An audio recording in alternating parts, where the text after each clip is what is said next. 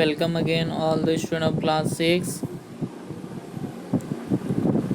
I am Amit sir, present here with your science segment. Hope you all are enjoying the video classes. Let's start. Today we will discuss about the building blocks of matters,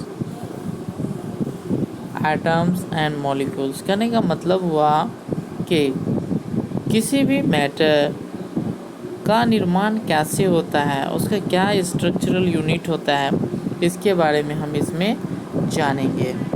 ठीक है।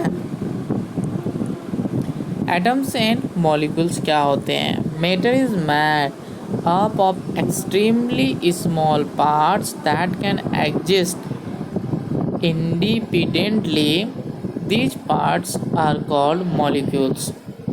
बच्चों, ये जो matter बहुत ही छोटे छोटे parts के मिलने से बना हुआ है, जिस वजह से ये इंडिपेंडेंटली रह पाते हैं, ऐसे ही छोटे पार्ट्स, इनके छोटे छोटे पार्ट्स आपस में जब ग्रुप में कंबाइन रहते हैं तो उसे हम मॉलिक्यूल्स कहते हैं, उस मैटर का। Molecules in turn are made up of still smaller parts called atoms, which do not generally exist independently। और ये जो मॉलिक्यूल्स छोटे छोटे पार्ट्स के आपस में कंबाइन होने से बने हुए हैं, तो इस मॉलिक्यूल्स के जो छोटे छोटे पार्ट है जिनके मिलने से मॉलिक्यूल बना हुआ है, तो उन छोटे पार्ट्स को हम लोग एटम्स कहते हैं। और यह एटम साधारण तौर पे स्वतंत्र रूप से नहीं रह पाता है। A molecule of an element is made up of atoms of only one kind. ये जो मॉलिक्यूल्स है किसी भी एलिमेंट्स के एक ही तरह के एटम्स के मिलने से बने होते हैं।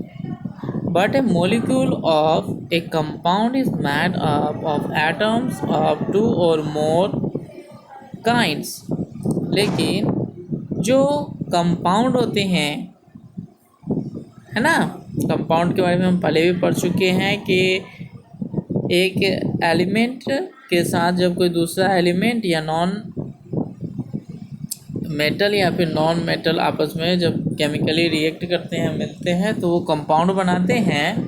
तो जब कंपाउंड के जो एटम्स हैं वो आपस में मिलते हैं, तो ये दो या दो से अधिक एलिमेंट्स के हो सकते हैं।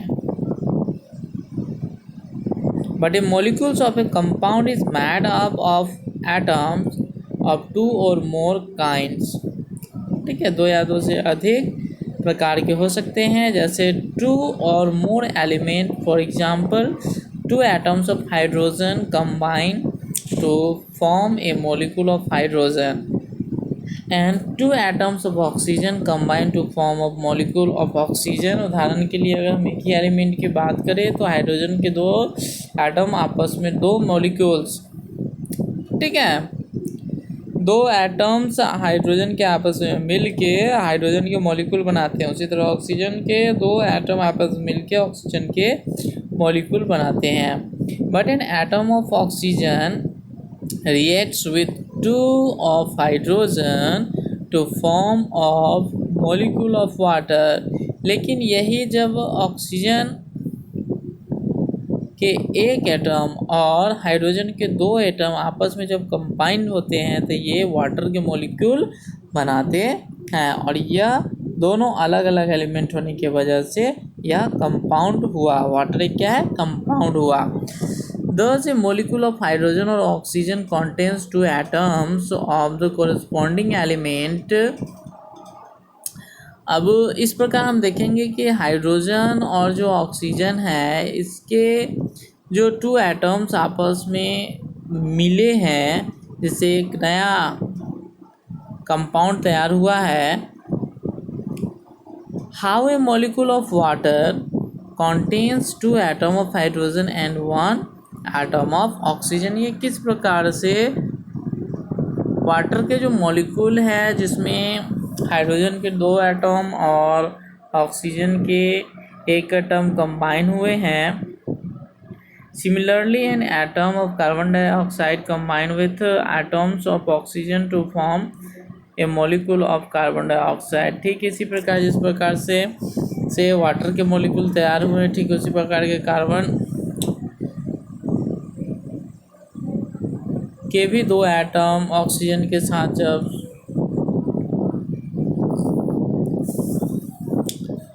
कार्बन के 1 एटम और ऑक्सीजन के 2 एटम जब आपस में मिलते हैं तो कार्बन डाइऑक्साइड कंपाउंड बनाते हैं और इस प्रकार कार्बन डाइऑक्साइड के मॉलिक्यूल तैयार होते हैं।